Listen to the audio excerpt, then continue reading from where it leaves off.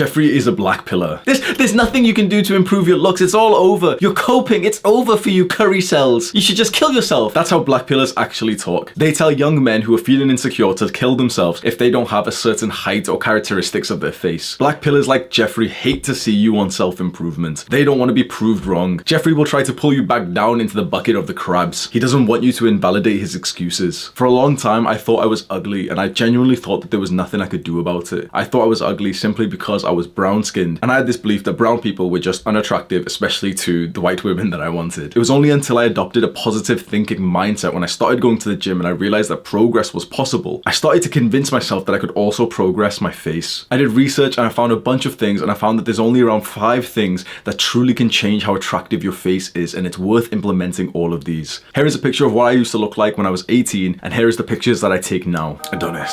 Adonis has a warrior skull. What a fine specimen indeed. He looks phenomenal, with a jawline as sharp as the spear of Zeus, and the hunter eyes that would make black pillars proud. There's only 6 things that matter in terms of your facial attractiveness: low body fat, tongue posture, head posture, neck size, face exercises, and beard. And we're going to discuss exactly how to improve these. Oh, but Hamza, what about navel, canval, tint, and hunter? Oh, shut up, bro.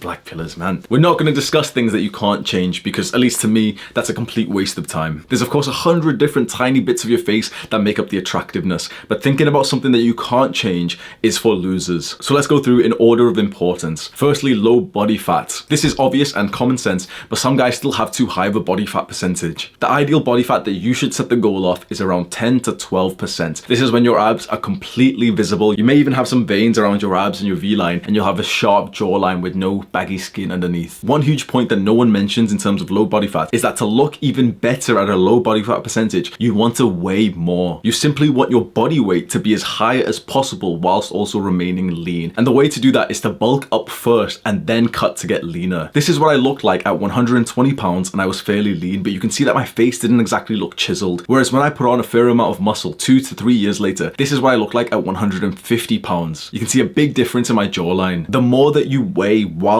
being lean, the better that you'll look. Focus on increasing your body weight and then cutting.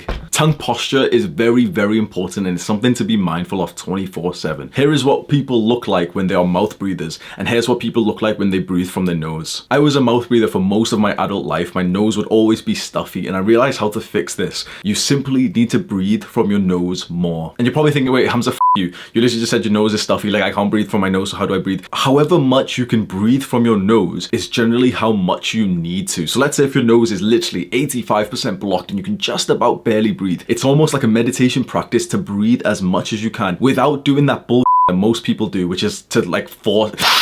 Don't do that stupid bullshit. Just calmly breathe silently through your nose, and that's how much air you should be taking in. The reason why your nose is generally blocked, even though you'll believe that you've got allergies or any bullshit you've been convinced by doctors, generally the reason why so many people's noses blocked is because they simply don't breathe from their nose because they breathe from their mouths. The more that you breathe from your nose, the more it'll open up, but you need to go through the trials and tribulations of breathing through your nose when you can hardly do so, and it's completely safe, and it's even healthier to do this. Simply breathe through your nose in a very silent, calm way and do a full exhale. Breathing from your nose will allow you to assume the correct tongue posture, which is when your mouth is closed, your tongue presses up against the top of your mouth, and you want to really focus on getting most of your tongue against the top of your mouth, not just the tip, but most of it. It takes some practice. I don't care what anyone says, this literally changes the shape of your skull. Once again, these are pictures of me when I ended puberty at around age 18, and 2 years later, I still remember this blue picture in the gym when you can literally see that my face started to grow outwards in more of like a warrior skull shape. Head posture is very, very important, and it's so overlooked in terms of facial attractiveness. Everyone, especially you, has some terrible head posture because of all the technology. Everyone's got like their neck up because we're always doing this shit, you know, to see off. Sometimes I'm in the gym and I literally see someone using their phone like this. Like, freak, bro. And you just see everyone like this. The simple way to improve your head posture, which improves your attractiveness, is simply just give yourself a double chin as a stretch. Hold it for 2 seconds. The more you do this, the more your neck will start going back, and you'll assume that good, confident, strong posture where your shoulders are back and neck is back that Jordan Peterson promotes. The size of your neck actually makes a big difference in your face. And you're probably thinking, okay, we wanted to talk about face, why are you talking about neck? Your neck is always visible, and in terms of muscle and size and testosterone and masculinity, oftentimes people subconsciously will see your neck size as the size of the man that you are. When you see someone with a thick neck, even if the rest of their body is cropped out, you automatically have some kind of respect for this guy and you wouldn't want to mess with him. But when you see a guy with a skinny neck and his body's cropped out, you think, yeah, I could, this is a skinny guy, it's no problem. We could show you the rest of his body and he could be massive, but you wouldn't have thought that if you only saw his neck. It's very important to train your neck with the rest of your body in the gym as we've been doing. And the simplest way to increase your neck size is simply to do neck curls, where you just place a small weight on your forehead and just curl your neck like this when you're laying off a bench. The fifth thing you can do to improve your facial attractiveness is the face exercises. And these are generally kind of weird. And I'll be completely honest, I don't really do these that much, but there is one thing that I do heavily recommend, which is to chew harder foods. The shape of our skull and jaws are getting smaller because we're chewing very soft, processed foods. Any food that's rough and hard, like nuts, is very helpful for training the muscles around the jawline. And you can also do a bunch of different facial exercises which look kind of weird.